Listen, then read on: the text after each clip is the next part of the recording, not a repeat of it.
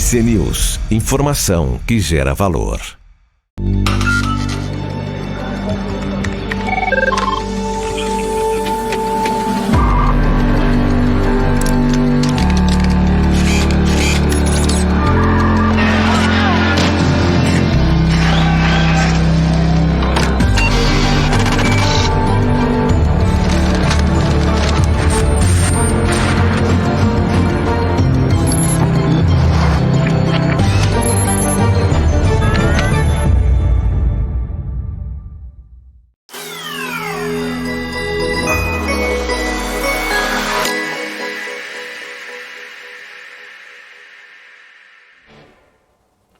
Boa tarde, pessoal. Tudo bem? É com grande alegria e satisfação que eu vou apresentar mais este episódio do nosso programa Você com Dinheiro, aqui nas tardes da BMC News.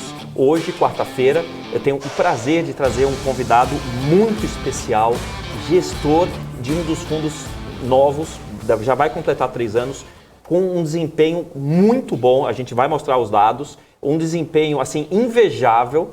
E estou com nada mais, nada menos que Gustavo Kataguiri, gestor, portfólio manager do fundo Vinci Total Return. Gustavo, boa tarde. Boa tarde, obrigado Pasquarelli pelo convite. Acho que é um prazer estar aqui e ainda mais depois de todos os elogios aí, que acho que a gente nem merece tanto assim. Merece isso e muito mais. Só para vocês saberem, depois dei uma pesquisada, quem faz parte da equipe desse fundo. Vou passar aqui três nomes. Rafael Noda, depois dei uma olhada no currículo desse camarada. Rafael Noda, André Oda e o Gustavo Kataguiri. Quem puder, entra no LinkedIn, dá uma googada nesses 3 nomes que vocês vão ver que é gente do mais alto gabarito. Mas, Gustavo, depois dessas rasgações de seda, vamos falar o seguinte aqui. O que você pode dizer, em linhas gerais, desse fundo Vinci Total Return? Bom, acho que para começar, talvez, você já até fez a introdução, mas o primeiro pilar que a gente teve foi trazer gente super capacitada, né, que nem as pessoas que você acabou de mencionar, ou seja, capacidade, vontade e honestidade ali para fazer parte do nosso time. Acho que esse é o pilar do que a gente começou a construir. E a gente entrou nesse projeto fazendo um fundo long bias, né? Ou seja, um fundo majoritariamente de ações, majoritariamente focado no mercado brasileiro, mas que a gente tem flexibilidade para investir no exterior, em até 20% do fundo. A gente tem a flexibilidade de buscar os melhores hedges para o nosso portfólio, sejam eles no mercado de juros, câmbio, futuros, commodities, visando sempre conseguir o melhor risco-retorno. E acho que nesses quase 3 anos aí de projeto tem sido super grato, que apesar de toda a volatilidade do mercado, as crises que a gente enfrentou, acho que a gente tem conseguido entregar um resultado satisfatório aí. Pessoal, deixa eu explicar o que é satisfatório. No período, o CDI deu 16,33% desde o início do fundo e o fundo gerido pelo Gustavo aqui rendeu 61,5%. Nota-se que é um gestor muito humilde, ao contrário de muitos que enxergamos por aí. Mas, Gustavo, me explica uma coisa. Ele é multimercado ou é de ações? Eu não entendi. Ele é um fundo que está debaixo de umas cascas, assim, que seria um multimercado, mas a gente estruturou ele da forma como se ele fosse um FIA, ou seja, no final do dia ele tem uma tributação de um fundo de ações, que acaba sendo uma alíquota de 15% e não tem o come cotas, ou seja, no final do dia é um produto interessante para o cotista, né? Entendi, ou seja, o tratamento tributário dele é de fundo de renda variável, ou seja, vai ter o 15%, não tem aquela história de depois de 6 meses, 12 meses, 24 meses, não tem aquela história do sair de 22 e ir para 15, ele é 15%, e mais importante, ele não tem o come cotas. Exatamente. Isso é uma vantagem tremenda uma vantagem tributária tremenda, mas ele é um multimercado. Ele está embaixo de uma casca multimercado, mas na prática a gente tem um fundo de ações que a gente chama um long bias, né, com o nosso viés, ou seja, em mercados que a gente acha que é mais de alta, a gente tem uma tendência a ficar mais comprado, Em mercados de baixa, a gente tende a ficar um pouco menos comprado e um outro mantra que a gente acaba tendo é sempre buscar o melhor hedge para o nosso portfólio. Outra coisa, o cotista precisa fazer o hedge contra a catástrofe ou o hedge já é feito internamente ao fundo, internamente do fundo? A gente se propõe a fazer esse hedge pelo nosso cotista, né? Acho que se a gente for olhar o passado, a gente até que tem conseguido fazer isso relativamente bem. Ali no início da pré-Covid, na verdade, né? O início dela, em janeiro de 20, por exemplo, vendo que já tinham centenas de aviões parados na China, umas companhias aéreas, inicialmente ali na Ásia, já vinham cortando os voos para a China, né? Assim, parecia alguma coisa estranha estava acontecendo lá. A gente nunca achou que ia acontecer o que aconteceu na pandemia, mas naquele momento a gente viu na opção de comprar put, né, opção de venda de algumas airlines, Gol, Azul, e comprar um pouquinho de dólar como bons hedges para o nosso portfólio. Eu até brinco que a gente nunca achou que a Covid ia chegar onde chegou, tanto é que a gente fez isso hoje, a gente acha que fez pequeno, né? Mas para um momento onde na época ainda era uma incerteza, a gente até achava que as airlines iam ter que quebrar, né, para cortar todos os voos, cortar a circulação de pessoas, para que a Covid não se espalhasse. Não foi o que aconteceu, né? Na prática, depois teve a restrição de voos. Mas ali era um momento onde a gente tentou fazer esse tipo de hedge para o fundo e até serviu, né? Ele ajudou a gente a cair um pouco menos que o mercado ali no início do fundo. O que é super importante para o médio e longo prazo, né? A gente sempre brinca que a gente está numa maratona, não numa corrida de 100 metros, né? E você sabe bem isso, a matemática, né? Depois que você cai 50%, você tem que voltar 100% para voltar para o 0 a 0, né? E acho que é isso que a gente tem feito ao longo do tempo, não só na história do Vinci Total Return, mas antes disso eu também fiz gestão de um outro fundo long only, outra estratégia ali mesmo dentro da Vinci. E o que proporcionou um retorno composto interessante ao longo do tempo foi sempre a gente ter se protegido bem nas quedas, né? Mesmo 2013, 14, 15 anos de crise do mercado ali, que o mercado caiu, a gente teve retornos positivos aí nesse período. Ou seja, vocês se preocupam não apenas com o retorno, mas com o gerenciamento do risco do fundo. Você poderia dizer, meio a meio, cuidar do risco e cuidar do retorno, ou alguém se sobressai entre risco e retorno no tempo que você gasta? Na verdade, eu diria que os dois estão casados, né? A gente tenta calibrar o risco que a gente toma baseado nas assimetrias, né? A gente se lembra bem lá em 2012, né? 2012 teve o problema lá quando o governo anterior da Dilma prometeu que a tarifa de energia ia cair 20%. E de fato, na marretada, fizeram cair. Naquele momento todo, né, o setor elétrico caiu de forma vertiginosa, né? A Transmissão Paulista era uma empresa que valia 10 bi na época, no início de agosto de 2012, no final de setembro de 2012 valia 3 bilhões de reais.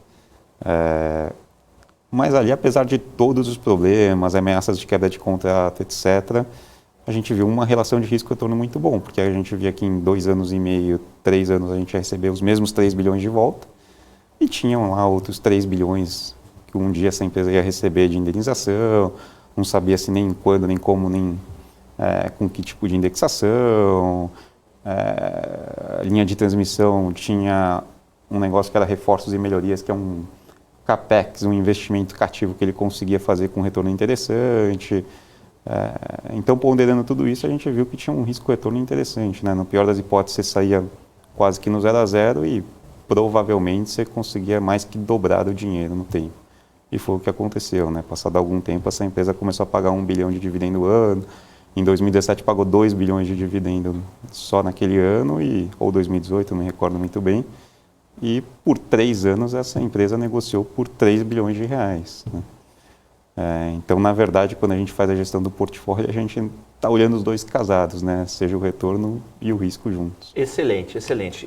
Esse é o tipo de entrevista que, quando eu der aula amanhã na FE, eu vou pedir para os meus alunos assistirem esta entrevista para entender como pensa quem faz as finanças na prática. Eu, como professor, eu sou um cara teórico, né? Não sou um cara prático. O cara prático é quem faz o mercado financeiro na verdade, acontecer. O Pasquarelli fala isso, mas aqui, na verdade, eu aprendi com o professor aqui, né? Me fala uma coisa, eu estou olhando aqui pelo Com Dinheiro, um dado, e eu quero saber se esse dado está certo ou o Com Dinheiro pisou no tomate. Operações compromissadas do fundo na última carteira, 31/8, em torno de 20%. Posso interpretar isso como caixa? E eu queria saber se esse caixa é realmente um caixa mínimo que vocês trabalham por conta da cotização do fundo na hora da venda, ou porque vocês estão aguardando uma oportunidade de compra? Não, a gente não tem esse conceito de caixa mínimo, a gente realmente tem um caixa decorrente da nossa visão top-down de mercado, né, com o bottom-up. Então, a gente tenta casar essas duas coisas, seja a visão de mercado, com também as oportunidades micro, né? E aí o conjunto dessas coisas que acaba como quase que consequência tendo esse caixa que a gente acaba variando no tempo. Então já teve momentos que a gente estava 100% comprado e momentos onde a gente ficou 60% comprado. Entendi. Você tem que tomar cuidado bastante com o enquadramento ou desenquadramento do fundo, certo? Seja da classe do fundo perante a CVM, seja a questão de enquadramento tributário, correto? Correto. Isso é um trabalho assim diário. Isso, e gerenciamento dos REDs, dos derivativos, etc. Tem um trabalho que é árduo lá. Entendi. Agora, eu estou olhando aqui, então esse caixa de 20 é uma questão estratégica, certo? Estratégica. Outro ponto, eu estou olhando que a carteira do fundo não gira muito. A carteira do fundo não gira muito. Ou seja, qual que é a filosofia que você mais usa na gestão do fundo? Trade, buy and hold, como que você pensa? Eu acho que pelas respostas que você já deu, eu acho que já é possível para quem está nos assistindo ter uma ideia de qual vai ser a resposta. Mas eu vou fazer uma pergunta aqui direta. Vocês são mais fundamentalistas ou vocês gostam de um trade para fazer a alegria das corretoras? A gente é mais fundamentalista mesmo, né? A gente começou assim, só que apesar disso a gente faz uma certa adaptação. Alguns gestores têm essa parte bottom-up muito forte e olha pouco top-down. A gente tenta casar os dois, né? No final do dia a gente vai ajustar o tamanho do ativo do nosso portfólio. O que eu quero dizer com isso?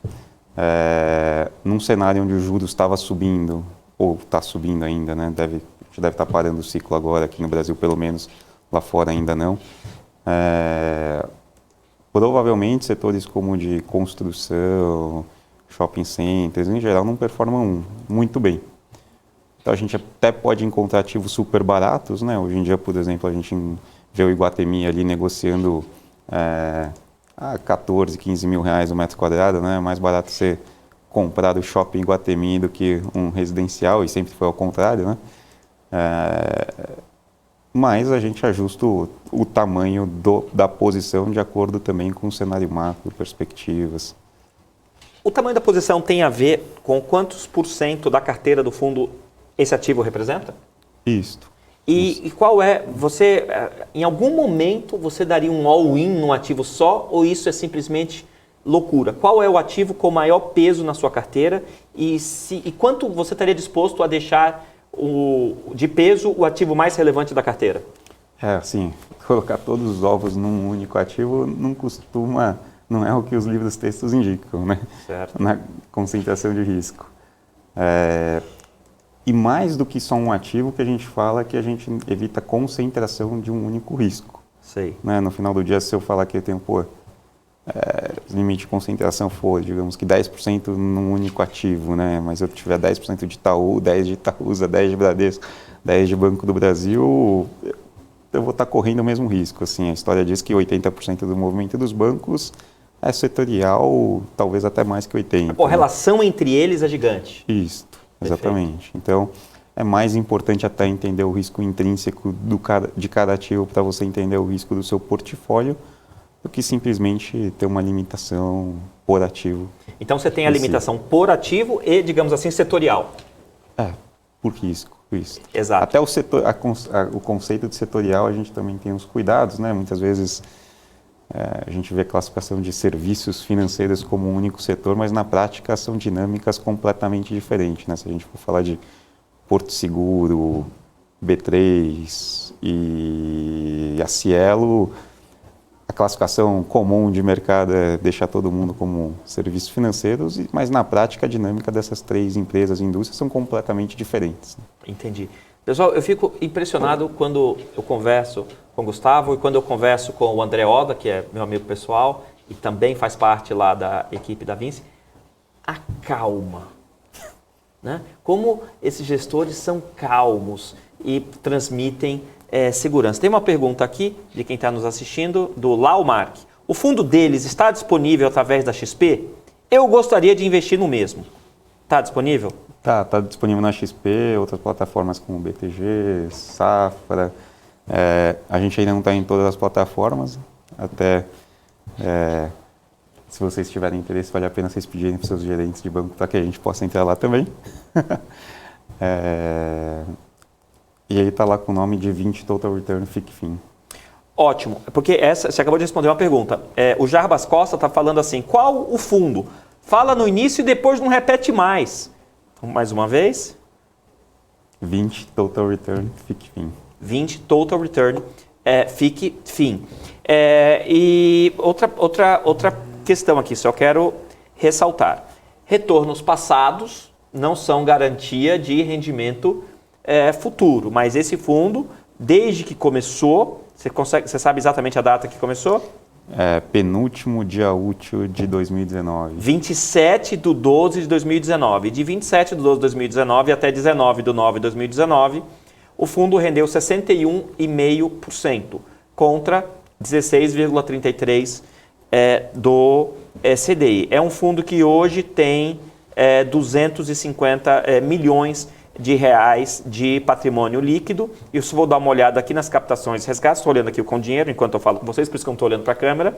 Hoje tem 1.780 cotistas e a gente consegue ver aqui o perfil das captações e resgates. Agora, voltando para a carteira do fundo, quais são alguns setores que você gosta de estar e outros setores que você não estaria de jeito nenhum neles? A gente tenta também ser meio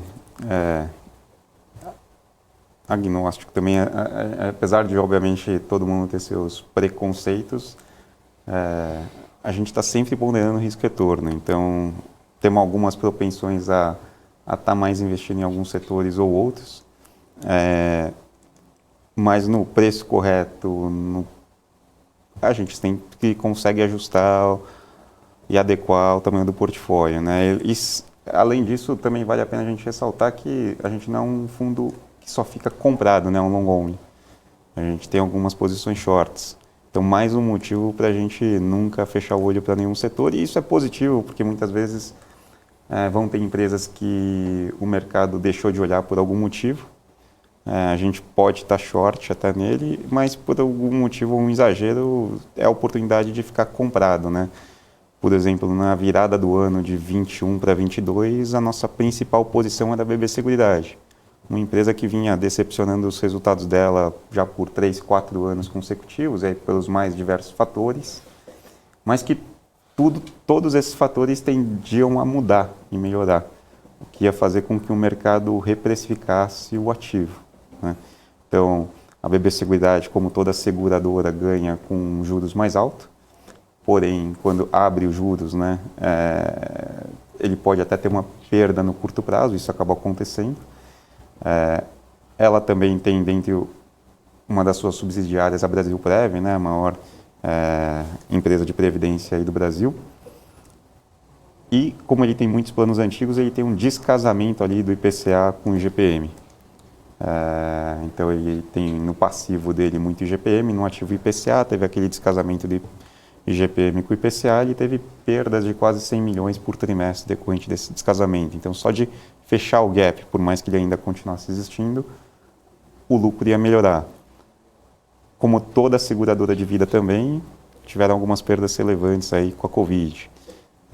O rural foi uma tragédia, né? 2 safras consecutivas com uma sinistralidade muito elevada. A tendência era melhorar também. Por outro lado, como todo mundo que bate o carro, no ano seguinte lembra de fazer seguro, ainda mais se você tem o dinheiro, que é o que aconteceu no seguro rural. Né? O agronegócio brasileiro está super bem, fazendo rios de dinheiro, todo mundo, ou grande parte, teve o seu sinistro, ou seja, no ano seguinte, todo mundo contratou o seguro. Tá? Então, quando você junta tudo isso, fez com que essa empresa tivesse mais de 1,5 bilhão de revisão de lucro para cima, né? O que significava coisa de 35, 40% da ordem de grandeza. Né? Era uma empresa que vinha lucrando 4 bilhões de reais e deve vir algo próximo de 5,5 bilhões. Então, dado que tinha muito fundo até vendido, short, né? Ninguém estava comprado, a gente via que estava barato, negociando a 7 vezes lucro na época. A gente viu uma oportunidade de ficar comprado na ação. Que época foi essa? Na virada de 2021, se você olhar aí no Com Dinheiro. Boa, olhando no Com Dinheiro, vamos você lá. Vai ver que acho que é a Vou nossa pegar maior dezembro 12. posição. Vou pegar dezembro 12. 21. O que eu quero saber é dezembro 21. Então, dezembro 21. Então, vamos pegar aqui dezembro 21. E eu quero saber, por exemplo, você está falando aqui com bastante detalhes da sua tese naquela época. Eu quero saber quantos por cento você concentrou de BBSE a gente tinha na carteira. De 10%. Exato. Eu estou olhando aqui 8,68. O que eu quero dizer é o seguinte. Quer dizer, com todos esses detalhes, com toda a história que você contou, então isso mostra que você tem que fazer um trabalho de pesquisa a fundo, ainda assim tinha 8,68% da carteira. O fundo de vocês, o Vinci Total Return, tem, sei lá, mais de 30 posições long. Para cada um deles, pelo menos para as primeiras 10 maiores posições long, você consegue contar esse tipo de história? Eu não vou pedir para você contar essa mesma história para cada um dos ativos, mas para cada um dos ativos você tem essa história. Conseguimos. Então, vamos pegar... Continue, desculpe. Podemos falar dessas posições longas. Eu só ia terminar a história da BB Seguridade falando que hoje, talvez você ainda não tenha acesso, que deve estar oculto, né? Coisa que você reclama sempre. Exato. Agora, a gente acha que chegou num ponto onde o mercado até exagerou na precificação da BB Seguridade, e não só a gente já não tem mais nada comprado, como a gente tem até uma posição pequena vendida. Não que a gente acha que ela vá cair tanto assim, nesse patamar que está, mas que ela não tem capacidade de continuar reprecificando. Então, ela serve de funding, né, para algum outro ativo que a gente tem. Tá bom. O BB, a posição de vocês é BBSE I275, que é uma call, ABC, e vocês estão numa posição vendida. Você compreendeu? BB, essa aí está abertinha aqui no Com Dinheiro, quem for assinante do Com Dinheiro tem essa informação, porque a gente pega as informações públicas, né, sempre públicas, nenhum dado do Com Dinheiro é porque a gente tem um brother que liga e passa o dado. E então está aqui BBSE e 275 é call, certo? Isso aqui é uma call e vendido. E estou vendo também que vocês têm uma posição atual de 4,5% em BBDC4, 4,45% do PL do fundo. Se esse fundo era para estar omitido, manda embora o estagiário que mandou lá para CVM a carteira aberta. E tem aqui... que tem alguns ativos que a gente deixa aberto, mas Exato. As opções não deveria estar mesmo. Então, tá. Aqui a opção tá, mas... e aí, gestor, você ligar lá para o Com Dinheiro depois que você fechou, fecha aí. Não fecho não, viu? Você mandou aberto para a CVM, mandou errado, depois mandou o outro. Eu não vou fechar porque eu peguei o dado que era público. Se o estagiário lá mandou aberto e não devia ter mandado, isso não é problema meu. Eu peguei o dado da CVM, que é um dado público. Me fala uma coisa, qual que é a tese do Bradesco? É simples ali, né? Na verdade, o Bradesco está negociando ali a próximo de 6 vezes lucro. O mercado está bem preocupado com a parte de crédito, né? A gente sabe que crédito, a inadimplência vai subir, etc. Mas, de novo, a gente está sempre ponderando o risco-retorno. Se no final do dia o problema de inadimplência do Bradesco e Itaú for tão grande assim, eles fecham a torneira. Se eles fecharem a torneira, o Brasil afunda junto, né?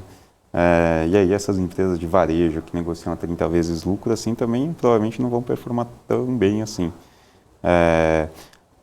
A gente vê, tem até um estudo que a gente rodou recentemente, que a gente tem a impressão que o risco-retorno do Bradesco e dos bancos agora estão muito bons, né? Se a gente for olhar as últimas 3 vezes que o Bradesco chegou muito perto de uma vez book, né, o valor patrimonial, chegou 1,1 agora, nas últimas 3 vezes a gente falava de bancos quebrarem, ou possibilidade disso acontecer, né? Então foi 2008, crise do mercado imobiliário americano, no final até apesar do problema não ser diretamente no Brasil, Itaú Unibanco só acabou acontecendo por causa de medo de corrida a banco, etc., né? 2015, 16 ali que o Brasil passou por uma crise prolongada, né? A gente podia falar do Brasil quebrar, entre aspas, e o início da Covid, que ali tudo parou, parecia que diversas empresas iam quebrar, o governo até teve que entrar com vários pacotes, medidas, né, de auxílio, ajuda, etc. E agora?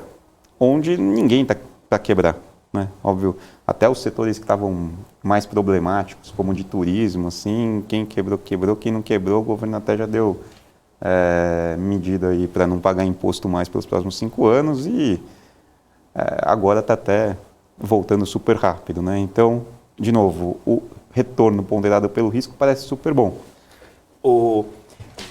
Gustavo, é o seguinte, eu estou aqui recebendo pelo ponto que eu preciso fazer um break, vamos fazer um break e a gente já retorna. Só que antes, a Gisele Marchiori está perguntando, Vinci Total Return CNPJ 35 636 909 1000 ao contrário 15.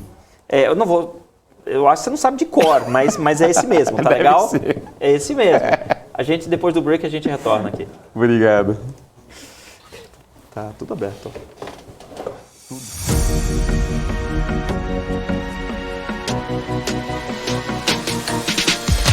BMC News, informação que gera valor. Notou a inflação explodindo recentemente? Preço da gasolina? O seu dinheiro está desaparecendo? Rentabilize suas criptomoedas com a Bybit Ganhos. Tudo isso em uma plataforma intuitiva, segura e dinâmica. Não perca mais tempo, porque tempo é dinheiro. Abra sua conta hoje mesmo. Bybit.com.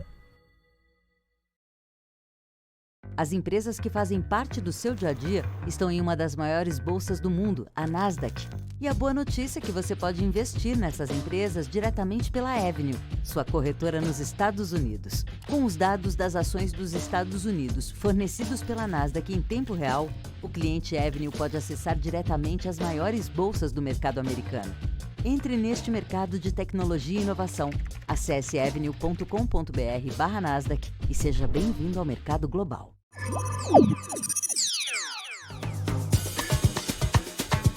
Já imaginou ter acesso 24 horas, de domingo a sexta, aos principais mercados globais? Para você poder negociar com a segurança e com a qualidade de um broker internacional com mais de 20 anos de expertise? Isso é possível, aqui na Active você pode!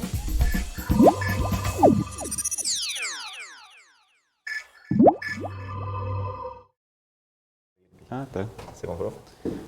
Pessoal, estamos aqui de volta com a presença do Gustavo Kataguiri, que é Portfolio Manager do Vinci Total Return, um fundo multimercado, mas com tratamento tributário de fundo de ações. Isto é, não tem o come cotas, então a tributação é de 15% sobre o ganho de capital quando ele existir. E aqui eu estou acompanhando, tem uma pergunta do Neliton, e é uma pergunta capciosa.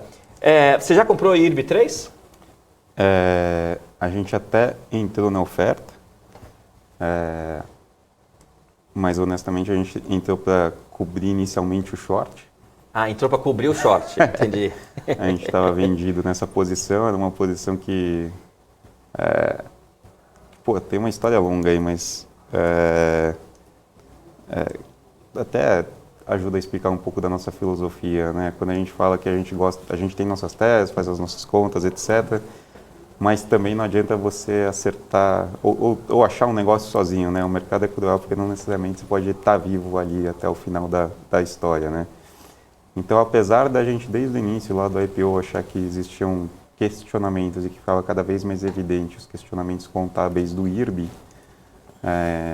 a gente nunca conseguiu ficar vendido porque a gente achava isso quase que sozinho e o mercado ia contra. Quando veio aquela famosa carta da Esquadra, que fez um excelente trabalho, a gente viu naquilo o trigger, né, para o mercado acordar, ver o que estava acontecendo e começamos a vender o papel ali e acompanhando o ativo. Até a gente era quase que obrigado a acompanhar por causa de BB Seguridade também, né? Afinal, a BB Seguridade ela fazia a maior parte do resseguro rural com o IRB. E a gente via que um dos riscos da BB Seguridade era o IRB deixar de fazer o repasse para ele, uma vez que a gente viu que o balanço lá estava frágil e que precisava de uma capitalização. Então a gente não sabia, de novo, quando isso ia acabar acontecendo, mas sabia que o valor, a empresa não conseguiria ficar de pé sem uma capitalização, então continuamos com alguma posição vendida lá. Recompramos na oferta e chegamos a ficar um pouquinho comprado também. Isso porque, que nem a gente comentou inicialmente na nossa conversa aqui, a gente não tem grandes preconceitos, né? E o fato de ninguém estar olhando o ativo, e aí a gente viu de tudo, né? Era muita gente que se machucou no passado que não queria nem olhar o ativo dessa vez. Então criou, os bancos controladores também não tinham interesse de aumentar a participação, até porque eles também já ficaram bem machucados decorrente do passado, então surgiu uma oportunidade de comprar o ativo num preço que a gente achava que tinha um risco-retorno interessante. A gente não acha que o IRB morre, né? Também achamos que é difícil o mercado conseguir absorver essa necessidade de resseguro que o IRB está abrindo espaço. Então, no final do dia, esse aqui é um contexto para os resseguradores fazerem mais dinheiro, né? Se a gente for olhar, que nem em 2001, logo depois das Torres Gêmeas lá, né, algumas resseguradoras tiveram problemas grandes, a capacidade de retenção de risco diminui, e esse é exatamente o contexto no qual as resseguradoras fazem mais dinheiro, né? Então, dito tudo isso, o preço que saiu, a gente não só cobriu o short, como resolvemos ficar com uma posição marginalmente comprada ali, mas que, de novo, com toda a dinâmica de mercado, a ação saiu num preço, já está num outro, a gente sempre vai ajustando no nosso portfólio. Uma pergunta. Saiu a decisão do Fed, eu acho que é pública. O que isso afeta a carteira do fundo Vinci Total Return? Assim, esses 75 bips que eles aumentaram assim, no curtíssimo prazo afeta pouca coisa ou quase nada. Na verdade, o que a gente acaba olhando são até movimentos mais estruturais para ajustar o nosso portfólio, né? O que eu quero dizer com isso? A gente, desde o meio do ano passado, lá vendo que a inflação estava elevada e a gente ia passar por um ciclo de juros mais elevado no mundo inteiro, diria que a gente fez duas grandes coisas, ou três talvez, né? A primeira é tirar do portfólio ativos com um duration muito alto, alavancado, que iam se prejudicar com esse aumento de juros, seja no Brasil como lá fora também. Então esse que talvez foi o nosso principal grande acerto no segundo semestre do ano passado, que a gente não perdeu dinheiro como o mercado acabou perdendo, né?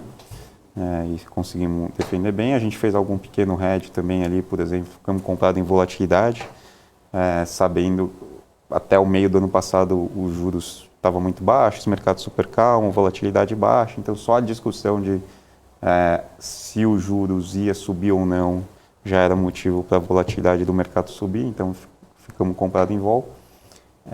E talvez um outro ponto mais relevante até esse ano foi que essa tendência de aumento de juros e redução de liquidez global afeta alguns mercados, né? E basicamente... Você pode dar nome aos bois, por exemplo, ano passado, quando você fez essa mudança, reduzindo a exposição de empresas mais alavancadas, que o juro ia subir, a despesa financeira ia aumentar e a empresa ia sofrer. Você pode dar nome aos bois de coisas que vocês fizeram lá no passado? Podemos, sim. Tem tanta empresa mais alavancada quanto coisas que o mercado considera até de longo duration, né? Então, houve um momento no qual o Google chegou a ser nossa maior posição, E apesar dela nem ser alavancada, né, tem um PI relativamente, eu acho que até que baixo, 15, 20 vezes, dependendo do período que você olhar, ser caixa líquido, ela é a típica empresa que acaba sofrendo com esse aumento de juros. E era um ativo consensual até que, né? Então todo mundo tinha para vender. Então tem desde esses ativos, quanto também alguns ativos que daí sim poderiam estar um pouco mais endividados. Mas talvez o outro, isso podia ficar vendido também, algumas outras coisas nessa linha, né? Mas basicamente quase que todos os IPOs, que a gente chegou até algumas desses IPOs também, eram os IPOs que saíram ano passado, principalmente durante o primeiro semestre, eram coisas de duration mais longo, né? Fluxo de caixa mais para frente, até num múltiplo muito esticado, etc. Basicamente foram as coisas de múltiplo mais esticados, né? Por mais que a gente também pudesse gostar, a gente gosta até hoje de uma TOTVS, a gente reduziu bastante no nosso portfólio, coisas desse tipo. Mas o que eu ia acabar comentando, que foi a terceira coisa que influenciou bastante esse ano, é que quando a gente fala de condições do mercado, esse excesso de liquidez, ele criou algumas empresas e afetou muitos setores, né? Então, qualquer um que aparecesse com qualquer PowerPoint falando que ia fazer uma fintech no Brasil ganhava dinheiro para perder dinheiro. E se a gente for olhar mais profundamente dentro das fintechs, a adquirência provavelmente, na nossa visão, é o setor que mais se beneficiou disso. Então, desde as empresas sendo criadas, que nem existiam ou eram muito pequenas, né? Seja PicPay, Samap, Stone, PagSeguro, e aí era desde o dinheiro do VC até Public Equities e também a dívida, né? Essas empresas chegavam a tomar dívida CDI mais 1, né? Com CDI de 3, etc. Hoje, algumas dessas empresas com CDI mais 3 não conseguem tomar dívida. E fora que uma coisa era ele tomar 50, 100 milhões de reais, né? Hoje em dia, como eles cresceram, outra coisa eles terem que tomar 4, 5 bilhões de reais. O que eu quero dizer com isso? Muita gente olhou esse setor de adquirência e ficava olhando lá para o custo de processamento como um custo relevante. Na verdade, o principal custo de todas as empresas é o CDI. É o funding, né? No que tem aquela história da maquininha, passa no crédito, recebe em D30, ele antecipa em 2 dias. 30 dias de CDI com CDI a 2, 3 é uma coisa, 30 dias de CDI com CDI a 13, 14 é outra. Como hoje o mercado já não dá mais dinheiro para se perder de dinheiro, né? Ou seja, as empresas precisam não só dar lucro, como gerar caixa, que esse é um outro detalhe que a gente acabou vendo. Um detalhe, o gerar caixa é um detalhe. Muitas vezes... É um detalhe, sim. É um detalhe porque o mercado algumas vezes olha um pouco mais para o lucro e esquece de olhar o quanto a empresa está capitalizando, né? E essas empresas capitalizaram bastante maquininha, G&A, porque com a contabilidade é fácil falar que fulano ou ciclano está na parte de TI, precisa capitalizar, etc. Você está querendo dizer o seguinte, na hora que essas adquirentes compravam o imobilizado maquininha, essa compra ia para investimento e não jogava para resultado. Se o investimento de fato durasse 5 anos, ok, né? Mas a gente sabe que essas maquininhas não duram 5 anos. Entendi. Né? Então, provavelmente, elas poderiam até capitalizar, mas aí deveriam depreciar talvez em 1 ano, 1 ano e meio. Entendi. Não em 5 anos, ou seja, o lucro contábil está maior do que deveria estar. Entendi. Mas nada irregular. A questão é o seguinte, qual que é a hipótese de alguém chegar na conclusão que o Gustavo está falando, está chegando, sem ter estudado contabilidade? Depois eu vou até emendar uma próxima pergunta, se dá para saber escolher uma boa empresa na Bolsa sem saber um mínimo de contabilidade. Eu não sou contador, né? Não estou aqui usando corporativismo para vender curso de contabilidade. Aliás, eu não estou vendendo curso nenhum, tá bom? Mas pode terminar seu raciocínio. Então a questão é a seguinte, muitas empresas de adquirentes, eles faziam grandes investimentos na compra do ativo maquininha. Esse ativo ia para o imobilizado e era depreciado num prazo não compatível com a vida verdadeira desse equipamento. Então o lucro ficava maior do que deveria ser. Acho que assim, enquanto o mercado foi um pouco leniente nisso e dava dinheiro para essas empresas, elas conseguiam ajustar o fluxo de caixa dela com 20 aos, né? necessidade de caixa, levantando o equity muito barato. No momento que isso secou, decorrente desse aumento de juros, todo mundo precisa não só dar lucro, mas como gerar caixa. Então isso está fazendo com que esse setor aumente o preço de forma razoável. E esse é um setor que, se cair pouco o preço, dá um lucro bacana. Se subir o preço, então... e a gente viu isso, se a gente olhar assim, desde a história de mercado de adquirência até provavelmente 2016, mais ou menos, é um setor cujo lucro crescia de forma exponencial. De 17 para cá, só caiu de forma exponencial também. Então, a alavancagem operacional, de fato, funciona. Só que, dado o que aconteceu nos últimos 5 anos, o mercado só lembra que a alavancagem operacional funcionou para baixo. E aí a gente viu na Cielo uma oportunidade de capturar essa mudança de mercado para o outro lado, né? Muita gente fala, pô, mas subiu demais. Subiu, mas ele tem um ativo, a Cielo tem um ativo lá dentro que é a Cateno, que valia 11 bilhões de reais. Que nem a adquirência, né? A parte de emissão do Banco do Brasil, que é uma longa história que a gente pode contar aqui também, mas só os primeiros 100% de alta desse ano foi para fazer com que a adquirência valesse zero, né? Uma vez que a Cielo estava ali perto de 5,5 bi, 6, então para chegar nos 11, era para fazer a adquirência valer zero e não menos 5 bilhões.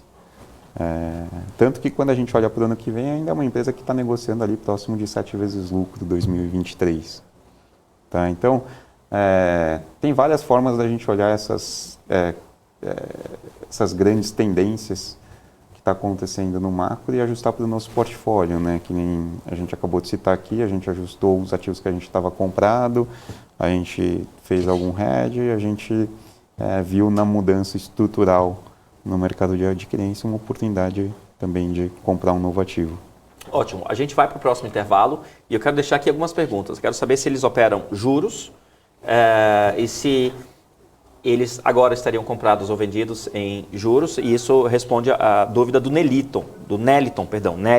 Professor, vocês já estão vendo juros DIF 24, por exemplo, já ensejando uma venda? E a gente faz essa pergunta depois do nosso intervalo.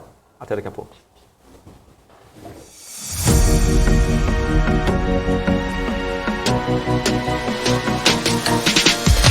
BMC News, informação que gera valor.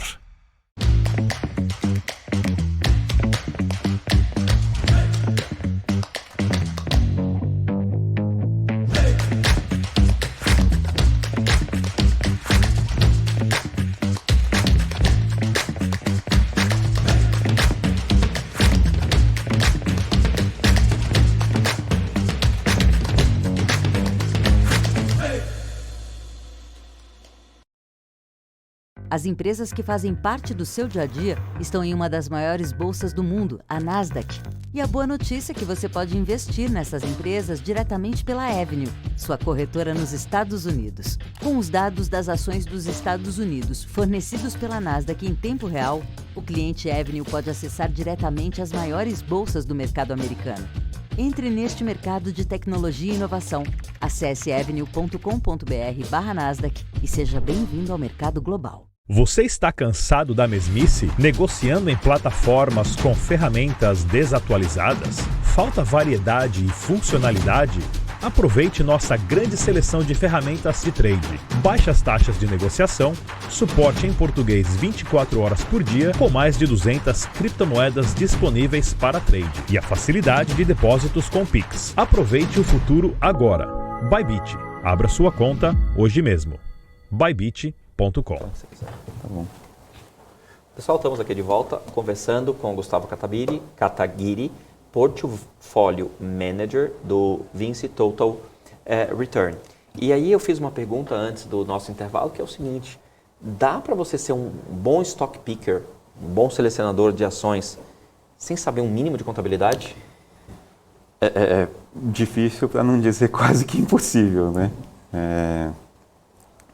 Você olhar um balanço, é o mínimo que você tem que fazer, né? Uma DRE, ter noções básicas. Tanto que até, eu acho que quando eu comecei, o primeiro processo seletivo que eu fiz, o basicão ali do processo seletivo era interpretar e desenhar uma DRE, né? Entendi. É o mínimo para o cara comprar ações, certo? Não, eu também acho isso. Eu não gosto da minha opinião, mas como professor, cara, você tem que estudar. Você vai começar a mexer com ações, comprar ações. Pô, você não sabe ler um balanço, você não sabe a diferença de uma DRE para uma DFC, você não sabe o que é uma perda por impairments. Boa sorte. Taguiri, fala para mim sobre a questão de juros, como o fundo está posicionado e o que você acha do fim do ciclo de aperto monetário no Brasil.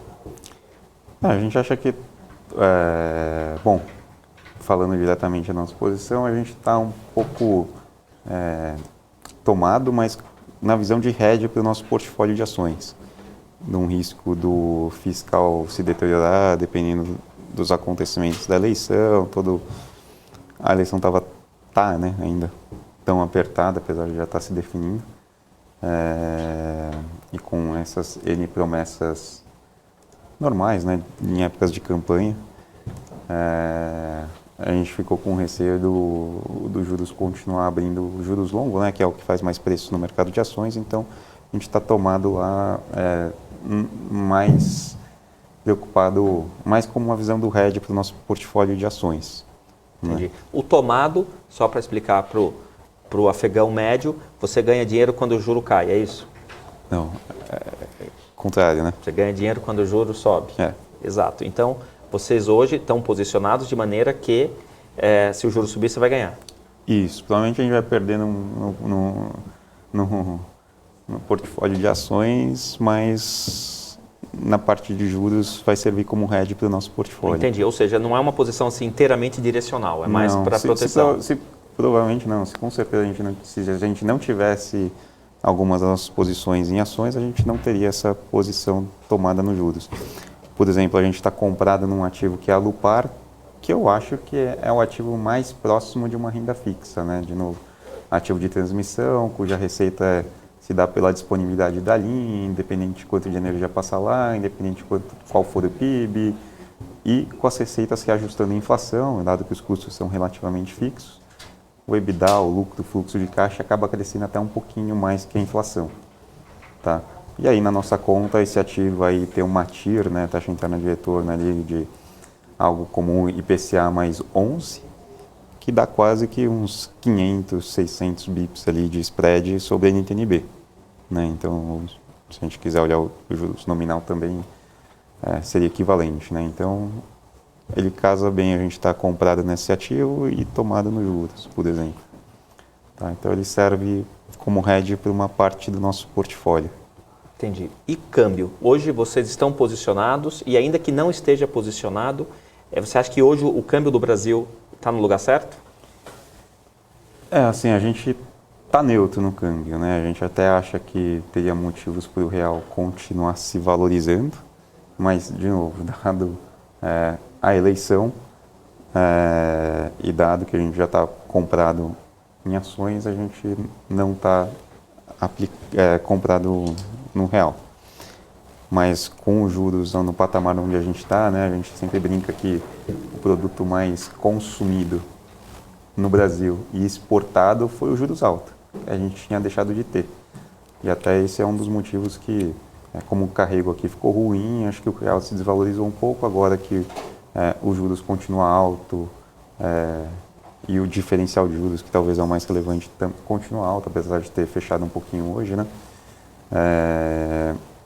A gente acha que, e dado o patamar das commodities, etc., assim, a gente acha que teria motivo para o real se valorizar. Mas... Ou seja, mesmo com esse aumento do Fed de hoje 0,75, esse diferencial de juros ainda é gigantesco.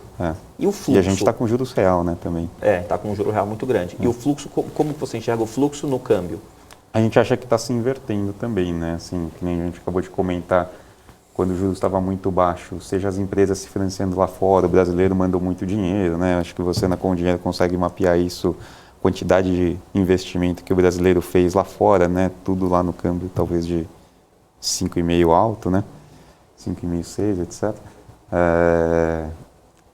Tudo isso começa a se inverter, o juros está bom, né? A pessoa física não sai só da bolsa, mas os juros voltam a ficar atrativo aqui, as empresas também, né? As empresas começaram a se financiar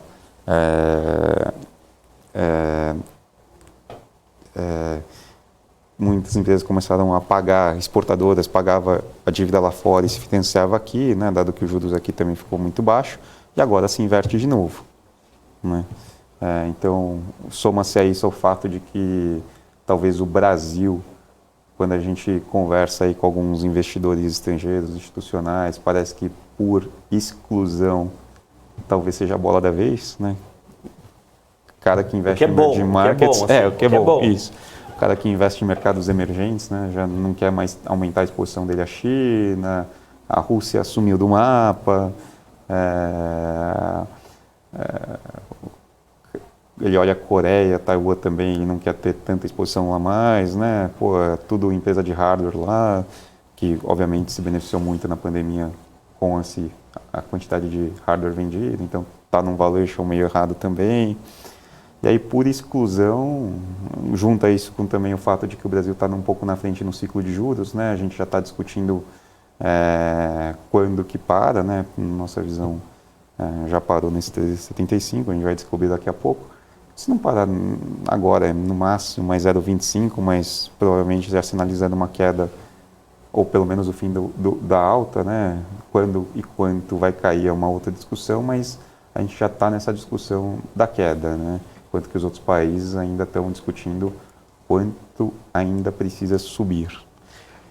Ótimo. Eu conversei com o Gustavo Kataguiri. Muito obrigado pela gentileza. Quero agradecer ao Gustavo, quero agradecer a Vinci Partners. E estamos aqui, mais uma vez, encerrando o nosso programa com a ilustre visita do Gustavo Kataguiri. E a gente teve uma conversa, acredito eu, de altíssimo nível. E eu sempre aprendo com essas conversas. Pessoal, um abraço e até amanhã. Tchau, tchau. Obrigado, pessoal. Tchau, tchau.